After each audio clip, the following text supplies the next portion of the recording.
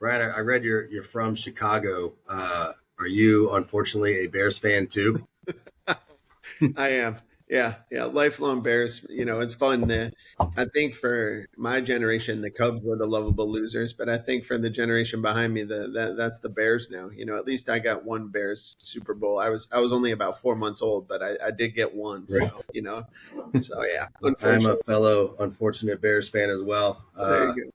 It is. I'll tell you what. This is the most exciting and scary offseason. If I was Ryan Poles, I would be like, What do you do? No, You're going to be wrong according to 50% of the world with whatever yeah. decision you make. It's like, Mhm. wow.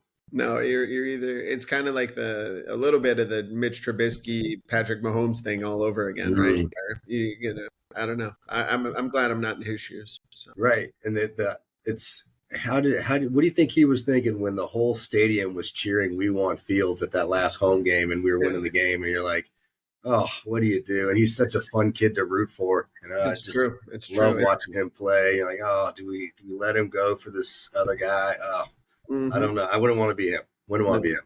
no, me either. And then it's funny you're watching like Roquan Smith of the Raven like dominate. Yeah, Well, not dominate. Had a hell of a season and up until right. that last game, but Bears let him go for a couple second round draft picks, and you're like, well, I Yeah, don't know what we're really doing. So that might have been his only bad pull because we used that pick on the Claypool kid, and yeah, that didn't work out too well for us. no, But that one didn't. But yeah, well, it'll be an exciting off season. But yeah. Anyways, that's a whole different world than our world, mm, specifically your world. I appreciate you being on. yeah, Thanks for thanks for joining having us. We already had practice this morning, man. That's pretty common in our world. So, me. but Hmm. yeah, thanks for joining us. And we want to jump into it. We were talking a little bit beforehand. A kid that I had coached went to West Point, an awesome young man, and we loved him. And he stepped away, which blew our minds because the kid, you know, it just that was never in our wheelhouse that he wasn't going to finish his career and finish playing soccer. But a place like West Point, that actually makes sense with what he wanted to do. He wanted to really focus and dive head first into everything else the school has to offer. And at most places that means he's just going to be hanging out and partying a lot more and doing the football thing or whatever. But at your place, that's different. You want to kind of tie that. Yeah, I mean, I think it's interesting. We have a way of kind of describing when we're speaking to recruits early on in the process, where if being a top soccer player is a 9 out of 10, and being receiving a great education and developing a unique set of leadership skills and serving your country is less than five, we're probably not a great fit for you. And it really does a good job early on of separating those that don't have the right mindset for what they're about to encounter. And the player you're describing was someone that was in his second year here at West Point when I became the coach back in 2021. And had just come off an injury and had been kind of entertaining the idea of walking away from soccer and really investing into his abilities as a cadet, a leader, and a future officer in the U.S. Army. And so it's an interesting side of it where other programs, the transfer portal will become a little bit of a thing where guys will, maybe they're not getting the minutes they want or the experience they want, and they'll transfer institutions or they'll step away and, engage in a little bit more social side. Here, it's something that our guys really contemplate is, do I want to spend this time becoming, furthering myself as a cadet in order to be more prepared as an officer when I graduate? So, credit to your player. He was one of the key leaders in the Corps of Cadets, and has a really bright future ahead of him, and love seeing him around campus. Yeah, he's an awesome young man. And actually, I do want to talk about one other young man you have. And it's a little different. I think we use his name because he's looked like he had an amazing career. I was like, let me check on this kid because we had him on campus. We loved him. We thought we were going to get him. And one more thing I want to talk about soon is the prep school situation you guys have. And Mm-hmm. he ended up going to your prep school before coming to you. And I'm like, let me check on him. And then I see John Ponce had himself a Okay. heck of a, Yeah. I saw senior year stats and Mm-hmm. I mean, what an amazing young man he was as well. And looks like he had a pretty good soccer career. Yeah. You don't have to talk specifically about him, but what was his outlook after he finished up and, what's he doing now? Yeah. So again, John was a senior my first season. So, credit to him. He took a new coach and, was willing to listen and do some things a little bit differently. And, fortunately for all of us, he had a pretty positive senior year. I think he was a third team All Patriot League in that year, if I remember correctly. But yeah, wonderful young man. It has gone on now and really uniquely. So when you commission or you're in the Army, there's actually an all Army soccer team, and you can go on and play. And essentially, when you're doing that, you're actually trying out in a way for like the all armed forces team. And then you go off and you can actually compete against other nations' armed forces soccer teams. And so John's been really active in that, and has unfortunately just a couple months ago, I think he suffered an ACL injury, so he's out for a little bit right now. But Mm-hmm. but it was fun following him and a couple of our other guys that were in that class. Carter Kovalevsky is another kid out of Pennsylvania that came here that was playing in the All Army team as well. So it's one of the the things where can the pathways are a little bit different, but you can always stay close to the game no matter what you're doing. Yeah, I mean, you have such a unique situation there. I'm glad you kind of highlighted it a little bit, but I want to dive into your recruiting situation. It's night and day different than mine. I get to go to ID camps and go to showcases. I'm like, that kid's pretty good player. He's got the grades. Let's reach out. It's kind of how do you? Why don't you just tell us how do you start? I mean, it's nowhere near the same as mine or most of the guys that have been on this podcast. So, kind of what's your niche? I mean, how do you find kids and identify them, and what's your daily routine in the recruiting process? So this is the most enjoyable part for me. I think um, when I took this job, I had come from Notre Dame, I had come from Dartmouth, I came from Loyola Chicago, like three really unique experiences, and all names where well enough known to get in the conversation with most players. And one of my big things was I wanted to continue that. If I had the opportunity to coach at a school where the name would attract something, right, some sort of connection. And for us, here, we don't recruit much differently than I did there, or, than John did at Penn and Harvard, and that, Dan had done at Stony Brook and UConn. We really recruit the same way. The biggest difference comes, we do what we call West Point 101 as basically the second or third contact. It's a Zoom call that we do where we go through kind of the four aspects of West Point. So we talk about the academics, we talk about admissions, we talk about the military and the service component, and we conclude with the soccer. And so that part of it, we really just try to educate early on, and I'm hopeful that it leads us to a place where, in a turbulent time of college athletics with a lot of turnover and transfer, that we do a good job educating the guys on what this experience is, and when they make the choice to join our program in this institution, that it is a strong belief that this is what they want to do. And so it really isn't much different. We go out, we identify the players we think are the best for the team we're trying to build, and then we recruit them. And sure, through the recruiting process, are there characteristics, are there little details and tells of whether they'll have success through this place or not? 100%, but you have that everywhere.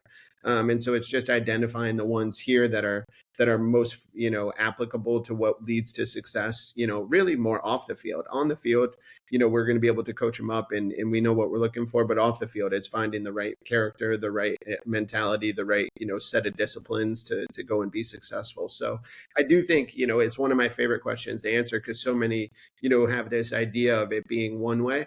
But in reality, a lot of it's an overlap. I always laugh when people are like, "Oh, he's a West Point. He's a surefire West Point kid," and I'm like, I think there's a lot more of them out there than we naturally believe, just because so many of us have this idea of what it is, without the reality of what it is. How long did it take you to realize, like, to kind of understand what it took to be successful there, and be able to handle everything that's demanded of them, and really succeed? Yeah, I'm still learning. It's almost like a constant, evolution of that. I think there are some kids you look at and you talk to them and you're like, they'll be fine, right? They dot their T's, they cross their I's already. You ask them for something, in an email, and they get it to you within 12 hours, or you ask for it in a text and they're popping it right back to you. And those little indicators. But part of it too here, it's developmental, right? It's a place that's going to produce the best outcomes of you if you're willing to lean into it, right? And so just to kind of wipe it all with a big brush would be unfair. So I do think each individual is, their own situation, and then just, if it really does speak to them, or sometimes you're kind of on a gut. You're like, look, I know that some of this doesn't add up, but I believe we can get this one right, and so you go from there. So it's constantly changing. It's a fun part of our conversation in the office when we're talking about players as we're getting into the final phases of the recruiting process. But it's kind of the fun of it all, right? Trying to forecast these things out, and hopefully that the ones come as accurate to your hopes as possible. When it comes to kids reaching out, do you find that they're reaching out to not just you, but also to the Naval Academy, also to the Air Force, Coast Guard, whatever? Are they trying to I'm trying to jump into a military academy to play as well? And it's kind of a two-part question. If that answer is yes, and it's kind of a broad, hey, I'd like to go to one of you 4 or 5 academies, mm-hmm. and then do you also have an ID camp that's military specific? Is that something? Am I off base here, or is that something that happens? You're not off base. No, there's certainly a section of players that are driven by soccer and service, right? And so with that, those players will connect with, all 5 service academies, right? Mm-hmm. And beyond that, you'll find them also applying to different, some of the Maritimes as well. And so, there's always that overlap, and then, it's funny, it's the kind of like the armed forces camp idea, right? It's not something that we've pulled together, but it's something since getting in here, I've thought would be a pretty unique situation or opportunity for a lot of players that maybe, we've got military bases all over the world, right? And so with that, we also have military bases in some areas that aren't necessarily hubs of soccer communities, right? And so, the ability to have a little bit of an outreach and go connect with them where they are, I think would be something that we should probably look a little more seriously into doing. We haven't done it yet. For me, it was a little bit more, let's learn the soccer and this side of it before investing a little bit more time into the camps. But sure. I think now that's probably something we should look a little bit more actively into. Yeah, my dad was a Marine, and so I lived in some of those bases. We lived in Camp Kinser in Okinawa, and then 29 Palms. And I'm glad I did that as a young kid, because if I was a good soccer player in my high school days and I was there, I wouldn't know how to be recruited. I mean, I don't know what the soccer landscape could possibly be in 29 Palms, or how far I'd have to travel just to get on a good team. And luckily enough, I was in Northern Virginia for, Quantico for our final go there. So it was obviously a soccer hotbed up there. But I mean, where are you looking? I mean, are you looking some super obscure places? Do you have maybe a story you could tell us, wow, this kid came from this little town, but he's such a good player for us? Yeah, I mean, I don't think I've got the tenure here to have that, stories like that quite yet. But, you look around and, I'm hopeful here a little bit. It might be, you never know, it could be an alum's son or something like that. We've got, right now, we have an alum son who's a colonel in the Army, whose son is a junior out of Oklahoma, and so, that's one right now that, is kind of working his way through it. But, Germany is a place where there's a lot of servicemen and, opportunities there. We've had some kids reach out and, one of the things, our foreign tours coming up in the spring of 25, and we're actually trying to debate whether we want to, go over to England and make it a little more soccer intensive, or, into Germany and kind of share the soccer and service intensiveness. And so kind of share that a little bit to, and I'm leaning towards the latter just because I think it's a little bit more the reality of who we are and what our guys are going to go do and see and give that an experience. But, in our class, since I've been here, we place guys in Germany, we place guys in Hawaii, we place guys in Korea, I think since I've arrived, we've had, we had 8, 3, and we'll have, I've just had 2 graduating classes so far, and then we'll have 8 more this year. And, they're figuring out where they're going at the end of this month. Their night they find out is February 28th. And so, we'll go from there. So a lot of opportunity. And I think, it's kind of fun too. We do we started it actually on the first Sunday of January, and this Sunday will be the first Sunday in February. We're doing like an alumni hangout every Sunday night at 7 on a Teams call. And for this one, we actually invited all the alums to come on and talk about their first post, right? Because our seniors will have that experience now at the end of the month, and wanted to give them some valuable insight, maybe some some reviews on some different locations. Hey, you think about this? Hey, this seems neat, but that, because they'll have a great opportunity to kind of set forth the next 3 to 4 years of their life here at the end of the month. That's a fantastic idea. I'm stealing that and putting that in the program for sure. Yeah, I mean, it's such a unique place, like the pride that people feel graduating out of West Point or any service academy, but West Point, which is older, West Point or the Naval Academy? I don't even know. Okay. We're like 223 years old right now. I know that. So. Yeah, forever old. So just like the pride of coming from there. I mean, I'm sure that like the Esprit de Corps is amazing. Like, so when you first stepped on the campus, even like for an interview, was that your first time going to West Point? And so sort of. So I grew up in northern New Jersey for I shouldn't say grew up. I spent 3 years there when I was little. We had third to sixth grade. And it was somewhat funny. My mom used to threaten us with discipline of, if you don't behave, this is where you're going to go, And so there's a fun picture of me and my siblings on the cannons at Trophy Point from back in like 1994 that we were looking at as I was interviewing. But after, we kind of did it as a school field trip, that type of thing. But, since that time, I hadn't been back. But it's, again, like I mentioned earlier, it's a national thing, right? It's something it resonates in one way or another, whether you're a history buff or just you've heard about it, or the Army-Navy football game. And so, right. There is a sense of pride, even not having served or been a part of the military in any way. Now just knowing I get to work with cadets and that are going to go and be prominent people in our country's future is a rewarding thing. Right.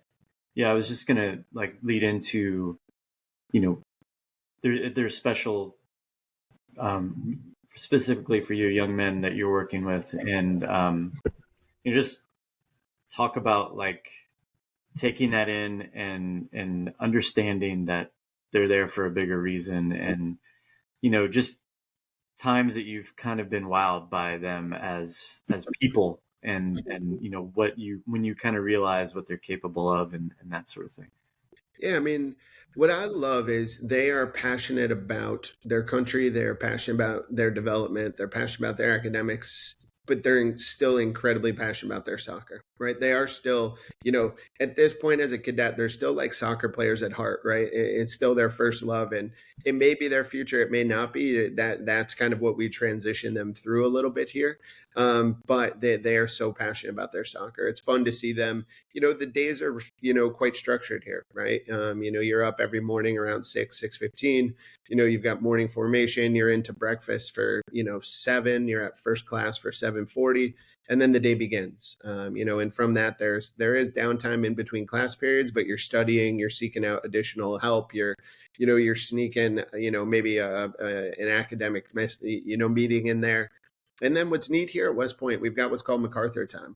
General MacArthur established it as the superintendent here. It's a block of time from 3 to 6 in the afternoon, roughly, where everyone here has to do something athletic every day. So, there's, what would be other schools called intramural athletics. There's, here it's called companies. You're within your smaller teams. But you go and everybody does something athletic in that period of time. Then it's dinner and then the evening study period. But what I love is our guys find time to do more, right? Whether it be, spending time within their little company unit in the barracks, or getting out on the field and doing something, or getting some sprint work in, or a little bit of an extra weightlifting session. They just find this idea that they can do, their capacity to do hard things is greater than most others, right? And one of my favorite points for them, and this is kind of to answer the question fully, is when our first year students go home for the first time at Christmas break. They are pretty tired, right? They've come here and, through the month of July, did basic training and kicked right off into our preseason, gone through a season. And then when that ends, the intensity of school only ramps up because we're right into finals, right? And so it's a fatiguing period at the end, but then they go home and they're excited to be around their families. They're excited to be around their friends. And when we bring them back, we're like, how was that? And we just finished these meetings last week with all of them. And, they're like, it was interesting. Like, I'm certainly a different person than when I left, right? I'm a better communicator. I think differently. my family like made all these comments about how this and that. And I just think you don't get that at other places, right? It's an intentional part of the development here. And it's a culmination when you do that for 4 years, and you're constantly seeking out the more challenging, path in different ways. And you have people around here truly holding you accountable to the highest of standards. You're going to become and grow into a very close version of your best. And I think like that's what I love to see. And then these guys do, right? So, when they're doing their, projects day as a senior and they're presenting how them and a teammate and another couple guys, we're sending rockets up into suborbit and different things like that. You're like, yeah, I get it now, because not only has that never been something they've been told they can't do, but they've always been like, well, why can't I do that? Right. If not now, when, and go from there. And so there's so many little stories like that go through here, but it's a rewarding place overall for all. Yeah, that's extremely impressive. We were just talking a little bit. I kind of threw it in there, talking about the young man, John, and going back to the recruiting. Tell me how important the prep school is and what that looks like for you guys. I'm assuming all the academies have this as well. What does that look like? I mean, I feel like you have a lot of kids that go through there first before you get them. Just talk about that for a second.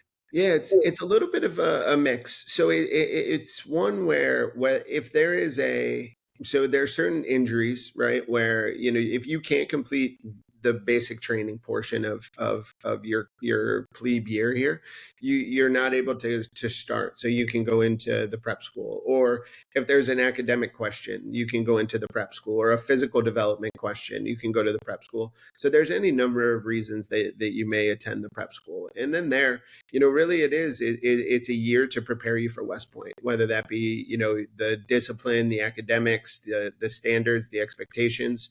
And then when you transition over to what they call kind of down the hill, you're a little bit, you have a little bit more firsthand experience in the expectations. And so, it's one, oddly enough, in our first year in 2021, we didn't have any players come in from the prep school. This past season, we had, in our first year, we didn't have any. We currently have 2 that are plebes right now. We'll have 1 next year. So it's not I think for some of the other sports where, the progression maybe in the recruiting process is very fast, or that they are the highest level of sport in their country, for wrestling, lacrosse, for our football program, the prep school is maybe a little bit more prominent just because it's another year of physical development in those sports. But for us, it's a valuable asset if we need someone to have 1 more year of development. It's interesting. We've talked about this a little bit with what you have going on before they check in for soccer. But I would imagine that once they get in there and you can finally start coaching, you don't have to worry about the fitness side of things like a lot of programs do. You'd be surprised. You do have to fight. There is the military fit, and then there's soccer fit, right? So we've got to make sure they're not so worried about beach workouts at times, and a little bit more on the single leg and some of the agility stuff. So we have ROTC here, and I've had a few young men want to go through that, and I love it. I support it, and our ROTC is very supportive of us. We kind of alternate semesters. They still have the responsibilities in the fall, but they know that they're getting a lot of their fitness and a lot of their workout through being soccer players. And then I kind of flip it, and I cater to whatever ROTC wants out of them in the spring. So what's the relationship? I mean, that you're very demanding. You have to be in order to be successful in the Division I world for soccer, but so is your school. And so I'm imagining you're very deliberate about it as a university, and you're as the academy, and you're very talkative when it comes to this stuff. You guys are making sure you're on top of everything. What does that look like, the relationship between the school and the soccer? Yeah, it's I guess the word would be like synonymous and harmonious, I guess. They need them to be fit and we need them to be fit, right? Mm-hmm. And there are different, like I mentioned, there's different types. So for instance, there's PE classes here at West Point. You take them every year, right? And you've got to take kind of 2 sections. And for our guys, they don't do them in the fall because we're in season. So they do them both in the spring when we're in our non-competitive season. And so, right now our plebes are in, boxing, our sophomores are in, military movement, then as you get into years 3 and 4, it's a little bit different. Our seniors right now are in what's called lifestyle sports. So they're learning to golf or play ultimate frisbee. So it's different phases of it like that. But, really it's, there's a standard of physical expectation. Before every semester starts, you have to take an ACFT, like a cadet fitness test. And, there's an expectation of score that you receive. And fortunately, our athletes, are able to meet that without too much strain.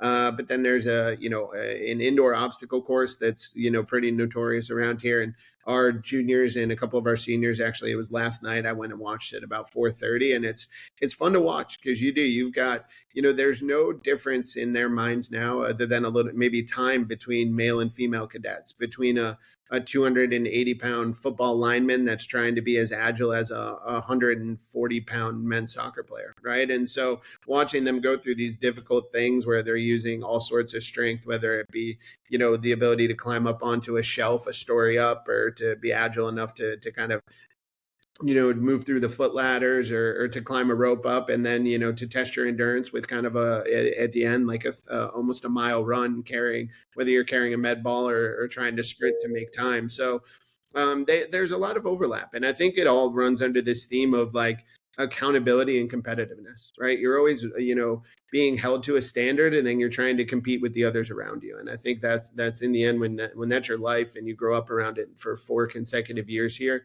it does just prepare you, whether that be fitness or academics or military or sport or, learning how to bring people around you with you as well. Right. And so I think it all comes together. It's just such a special thing. Yeah, for sure. You going, Cheese? I've got a few notes here. Go ahead. Yeah, I was just going to ask about, what the recruiting process is specifically like, and so far as, there's mutual interest, and so how does for people who are unaware of how that whole process works, maybe just kind of go through how it starts and how it ultimately ends up with you. Yeah, so most times it'll begin with some sort of identification, whether it be an email from them where we watch the video and reply, or whether we're out at an event or a game and, and we'll connect with them from there. Typically then, we'll ask for just an idea of where their academics are. Kind of see what, whether they've taken an ACT or an SAT test. Yet we're still one of the schools that does require it. And so from that, typically, get a sense, and if it's in a good place, we'll set up, our West Point 101 call, where we go through, here's what everything is, and it's me doing it. It's about, 45 minutes long. I go through it with all of them. I try and answer as many questions as they have.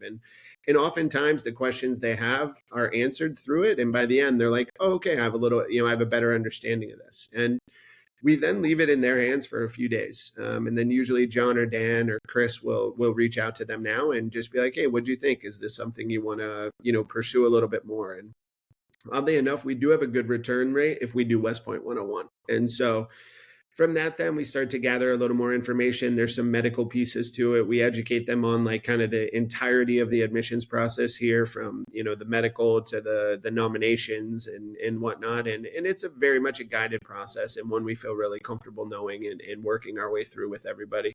And then, it culminates with either, if they're local, we might bring them up for an unofficial visit for a day before bringing them back for an official visit. Or we're like, look, as you get nearer to a decision, we want to bring you out, and our visits are typically pretty, identical, where they need to sleep in the dorms. They need to go through at least a morning, like 2 meals with the guys. And then, we'll usually take them for the afternoon of the day until practice, and show them around and have them meet with some of our different resources or the different people at West Point. And then we put them back with the guys, as soon as we can after that, because I genuinely think the biggest thing that is a belief amongst like 16 and 17-year-olds about our players is that they are these like rigid, always disciplined, constantly serious, people. And the truth is they're 18 to 22-year-olds, and with that, they love to laugh. They get on each other. They'll play, their games. They love to, everything that every other 18 to 22-year-old can do.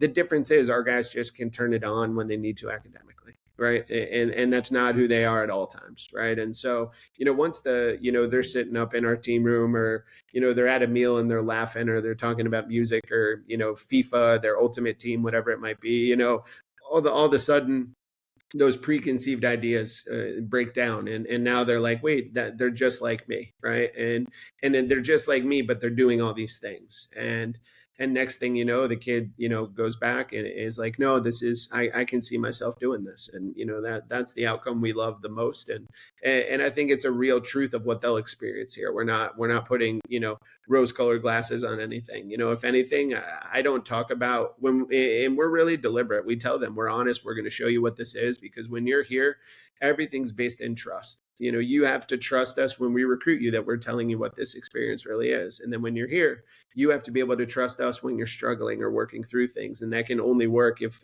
we both feel a good connection throughout it all. And so that's what we hope to achieve. And that's what, we're seeing with our group of players right now. Yeah, it's such an interesting thing you just mentioned about how these kids, while they're special and they're going through this amazing situation at your place, they're still 18 to 22-year-old young men, and they still have video games, and they play. And it's funny. Langley Air Force Base is right around the corner from our house, and I'll take my kids over to the air shows, and I've had buddies that work there that'll kind of let me go see some of the airplanes and stuff. And the last time I was there, I was taking my 5-year-old. He was looking in the jets, and we were going through one of the buildings where all the work is going. Like, this is where this goes. This, all of this super nice. Like, well, this is where this is also our bar. Like, it's just this big open area. This is where, like, hey, every Friday, as soon as we clock out, the entire unit's in here. We're letting off some steam. We're just having some beers. We're telling lies. Like, we'll alternate who's the bartender for the day. There's like a video game station over there, and they've got the flight simulator. I mean, they're just totally, oh, wow, this sounds amazing. It's just the coolest part of the tour. And I'm like, he goes, yeah, every week, this is the best place to be. Friday at 5:00. This is, we're all here, and some of us need help getting back to our barracks, but we get there. We take care of each other. No, absolutely. And our team room's right above my office. Like, their floor is my ceiling. And so there's times when I can hear them having, one day I actually went up and I'm like, what are you guys doing? And it was just two guys were in like a Wii golf competition, and the whole team was in there cheering them on. So that's awesome. They find their moments for sure, but it's not during academic hours. Right. So, right. Yeah. Now, when it comes to recruiting, do you get to start before the rest of the country? The academies get like a head start on when you can contact, and I feel like I knew. Is that right? Is your timeline different? It used to be, but then when they backed everything up to June 15th, it kind of took that away. When it was August 1st, we could always do July 1st. For soccer, it's not as big of a thing. For our lacrosse programs, it's an awesome advantage that they get, because they get 31 days more, before anybody else can do anything. So for us, not as much, but for some other sports, for sure.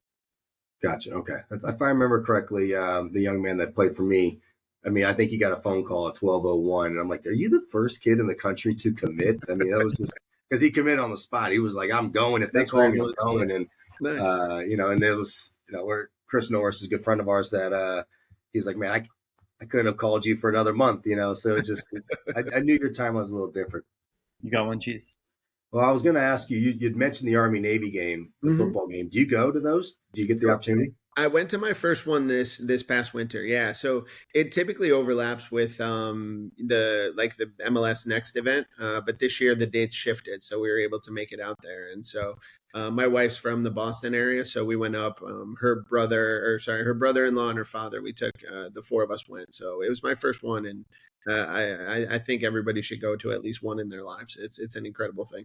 I couldn't agree more. At I think I was 11, maybe 10, 11 years old. And like I said, my dad was a Marine. And so that was just something, as I'm taking my sons. And so me and my little brother, my dad went to an Army-Navy game. We had a couple other military families that we joined. We actually sat on basically the stadium's divided in half. And we sat where the Navy, crew was sitting. And I was looking across, and it basically felt like I was actually on Army's side, because it was just a sea of gray.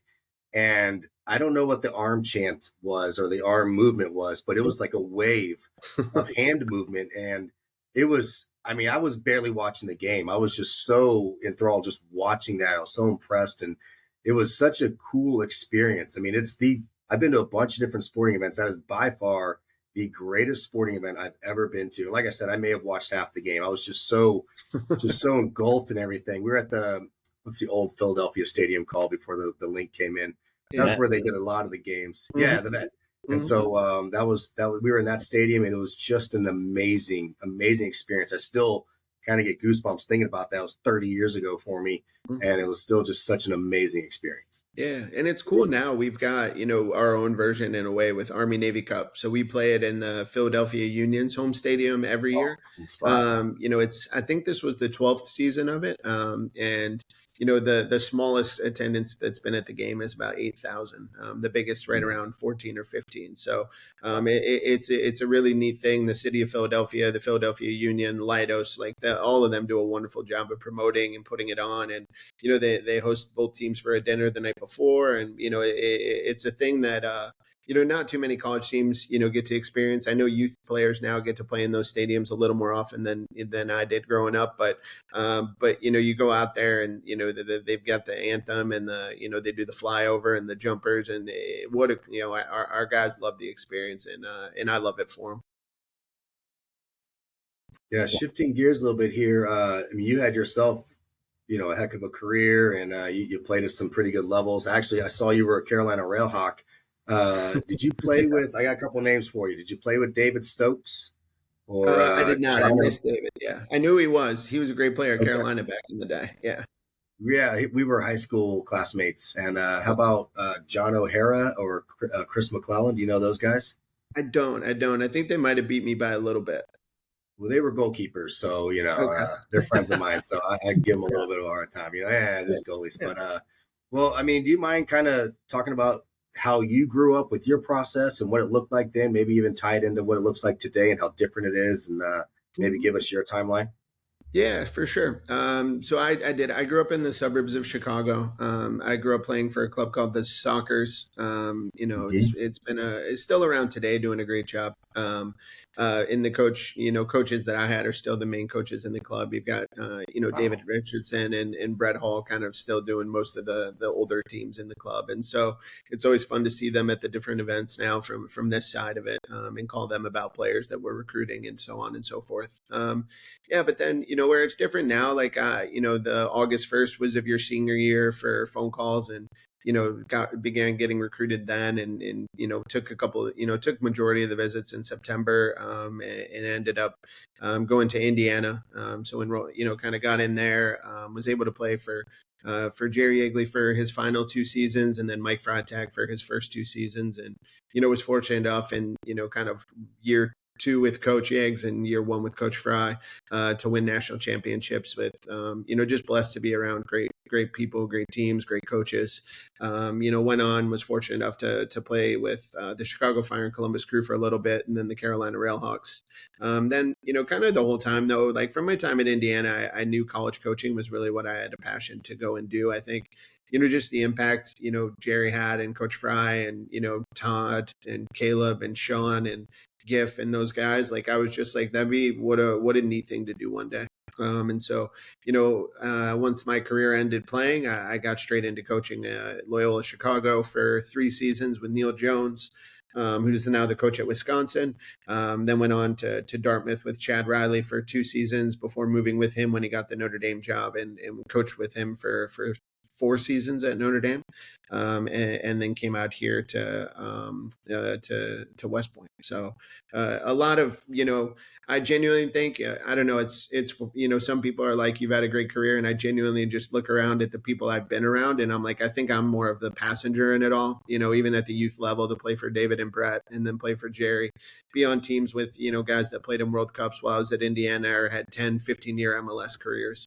Even then at the pro level with the Fire, it was, Chris Armish, Jim Curtin, CJ Brown, guys who are coaches in the league now. And and then once you get into the college, or Martin Rennie, who was in MLS for a while at the Railhawks, and then beyond that, then just I got it, to work for Neil and then work for Chad. I've just been really fortunate in that way, and so now try to just from my position, help develop my assistants in the way those guys help develop me, and try to help our players become the best they can be, like so many of those guys did for myself. And so just really fortunate and blessed to have been in the places I've been at the times I was.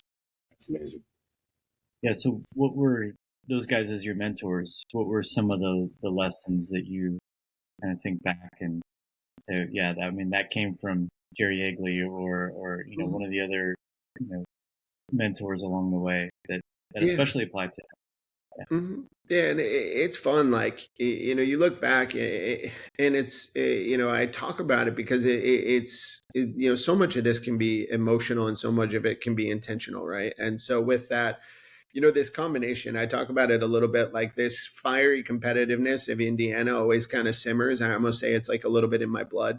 But then, the college piece being very developmental, being very, purposeful educator type. I take that from Neil and Chad, and talk often now about how, like, I'm hoping to kind of blend those two, right? Like Chad played at Notre Dame for Bobby Clark, coached for Bobby Clark for a while, went off and has had an I think in 10 years as head coach, he's, won 6 league championships and, been in 2 Final Fours and, just won, I don't know, he's had so much success that everything there is he's so talented as a leader and as a coach, and just being able to steal some things there. But really just that, combination a little bit of this Bobby Clark kind of tree method of educating and developing and how to really teach, with a bit of the Indiana,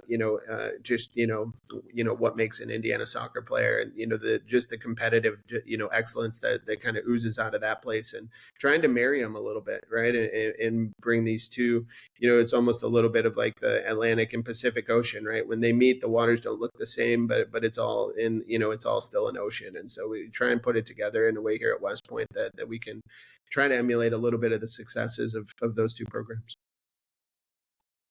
Yeah, there's so many of you Indiana guys. I mean, you're not even the first. I think Alexi Coral, he won 2 national championships as well. So It's pretty crazy that we've had 2 multiple national title winners on here.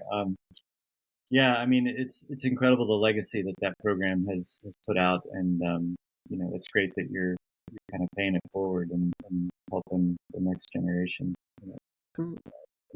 Yeah, no, it's fun. It is. And, I think what's enjoyable too from all of it is, Kevin Robeson's one of my closest friends now. And, it's fun chatting to him at times, because I think, he's in that space he's at an associate head coach role there for a while. And, they've been so successful. And, as he kind of, gauges the different job opportunities that come around, like now being in this position, being able to speak to him about those thoughts and different ideas. And so it's fun to, he and I competed against each other in high school when we were, I was on the Sockers and he was on Scott Gallagher. And, we were the kind of the gatekeeper to them going and playing in, the bigger games they were hoping for. And then we go to Indiana and we're there together, and as we've gone now, we're growing as coaches together. So it's just fun to have these lifelong friendships rooted in something. So, where, you really did kind of figure out who you were together and grow into the people you've become. Yeah, I'll close it out with one thing, get back to recruiting a little bit. How does a kid kind of prepare him or herself to come into that environment, and what you see as maybe a common thread among the players and cadets that you're around that are common to all of them that are there and experiencing success? Yeah, I think the simplicity, you're not going to do it alone. It's much like a team sport there. You're going to need the people around you. You're going to need your teammates, just like your teammates are going to need you, right? And to expect to come in here and have it all figured out and not make mistakes, we really try to let guys know it's, you're gonna make mistakes. You're going to, have some things where you feel bad, but just know that's normal. It's part of the process. And so, just knowing now the people here at West Point are what make this place special, right? It's, you come here and it's historic. You feel it. You look around, you see all the buildings, but it doesn't scream new to you, right? It's not like this, marvelous new architecture is being constructed, right? What makes this place so much better than, obviously biased, but many others, is just the quality of the people that are here, and the true purpose behind all of them, they know, is just to develop the cadets, right? It's not, we joke around a little bit. Our classes are small. They're, rarely more than 20 people. All of the professors in there teach. There's no teacher's assistants. There's no grad assistants. They are there only to teach. And we joke around often, if, at other schools, those professors are distracted with research or publishing or tenure and all those things. Here, your professors they care about you, right? Here, our academic advisor works just with men's soccer and women's basketball. Right here, our sports psychologist is out at our practices at 7:30 in the morning yesterday in our off season, making sure that we're being taken care of. And I just think there's a level of care here that supports our cadets. And so, we do a good job of, through the recruiting process, teaching our recruits and our incoming guys about that, and then really in reinforcing it while they're here to use the resources that are here. I think one of my favorite stories was my very first road trip. We had an away game, and the night before we're traveling, and it's Friday night, we play Saturday. And a bunch of the guys are on headphones, and they've got their computers up and they're talking. And I'm like, man, I wonder, are they all like in a group project or something? And I kind of walk around, and 3 of the guys are on with professors at, 8:30 at night on a Friday, right? Getting additional instruction about some stuff we're working on. So, when I say those people are willing to do a little bit more, that's the truth of it. And I love to be at a place where, with all of the changes going on in college athletics right now, this is still like kind of in the core where we're developing these people to go, yeah, we use sport and we want to make it the best. And, do we want to turn this place into a top 25 soccer program? 100%. But in the end, this is still the root of what college athletics, I think, should be, right? It's about developing the people, getting them, teaching them to work through harder things, and teaching them what they're capable of, and really growing them into the people they can become. And so, here it's done because the people here are all passionate about helping the cadets. And I think that's why our outcomes in terms of future successes are so great. Yeah, that's cool. One thing that came to mind was, there's kind of this mental health thing at the forefront of, as of late. And, in general, talk about how that's dealt with there, and, this kind of suck it up culture that can be present in the military, and how, obviously you have to be acutely aware of what the state is of your players, and how do you help, what's the structure or the infrastructure to help them, and that sort of thing. Yeah. So it's an area this place takes incredibly seriously, but also provides the resources. So, we've got our own sports psychologist that works with our team. That'll, one of the things we do in January is every guy on the team has to meet with her at least once. And then from that, if they continue to see her, that's their choice. But again, just showing, here's the resources you have, right? Overall, the counseling and wellness program at West Point's ranked in the top 5 in the country. I think most recently it was put at number 4 by, I think, U.S. News World Report or Princeton View. I don't remember which one, but there are 3 separate entities at West Point, all in different ways, that are there that are set up to help with cadet mental health. And so it's, some of it is done at the peer level. Some of it is done, through professional psychologists, right? And then some is done through the military side too. And so it exists in many different phases. None of them are, impactful on your Army career. Which I think is a huge thing. I think a lot of people, there's that stigma again of, if I use these resources, I'm going to be labeled or some, and they've done a wonderful job here of making it, no, this is for your best. This is to produce you as your best, right? And if these are the resources you need to use, then use them in abundance. And so, really love that. And I think the best way I describe it to our guys, our sports psychologist, I meet with her probably once every 2 weeks. I sit down and I talk to her about some of the things that are going on in my head about leading this program, about, different things, whether they be frustrations with West Point or joys of West Point, right? But I think the best way for my team to know that there's value in it is to see the people that are giving them guidance using them as well. And so, West Point is wonderful with that. And so, I think, we're going to continue to push the mental health side of it, right? And all of that now is resources, that I've spoke of, but then there's the emphasis on sleep, on diet, right? A little bit on, meditation and mindfulness and those actions as well that can help alleviate some of those things. There's, relationships, like true relationships, right? Instead of just feeling like you're in a group, it's like, no, these are people that care about me and I care about them, and building them in those ways as well. And so, I think that idea of the suck it up type of thing, I think that was common not only in the military but across the world, across all of the society for a while. And I think what I love seeing here is, as that is changing and hopefully has changed in a lot of ways, even here in the military, where it might be the last sense of that not being the case, it's clearly changing here too. So I feel really good about that. Yeah, I mean, in a way, you're developing the people who are going to drive the culture of the future Army, right? So it's kind of cool to see that that's part of the fabric of how they're going to lead and that sort of thing. So that's great. Are we leaving anything on the table that you need to that would be interesting to get out there and useful? Not really. Just, I think for any recruit out there, just do your homework, right? Everybody's got their ideas on what things are. And then, I joke around with our guys often. There is, the perception of what things are is, let's just say here, the reality of them the perception, best case scenario, worst case scenario, and the truth's usually somewhere in the middle. And so, even, I think for recruits with West Point, what you envision is probably not true, right? It's probably somewhere in the middle, right? And so just working your way through that. But it's the same elsewhere, right? Whether you think you're going to step on to Clemson and be a day one starter on the national champions, I don't know, but are you going to be a guy that doesn't play a minute? We'll find out, right? And go from there. But believe in yourself, trust yourself and make a decision that your gut's behind and your family supports you in, and you'll be good to go. Great advice. No, just where are you going next? Where's your next recruiting trip?